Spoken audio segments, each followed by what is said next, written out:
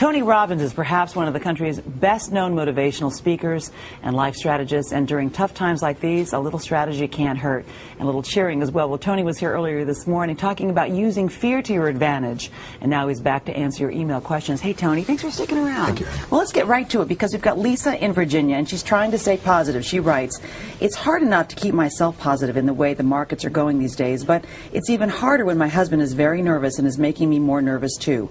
How do I deal with the situation when I'm having to keep both of us from worrying too much?" I'd say the first thing you got to do is educate yourself. And what I mean by that is educate yourself about people who've done well in these tough times, because it's happened before. I mentioned earlier Sir John Templeton, the greatest investor of all time. He made all of his money when markets were crashing. So I put him on our site, thepowerofcrisis.com, and you can go watch that. Let your husband watch it. You watch it and educate yourself.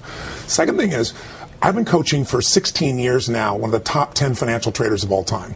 He's an amazing man. He writes me every single day. I coach him once a week or once every 2 weeks. So I called him last night because this is a man who in 1987, when the market crashed, he made $500 million that day when everybody's afraid.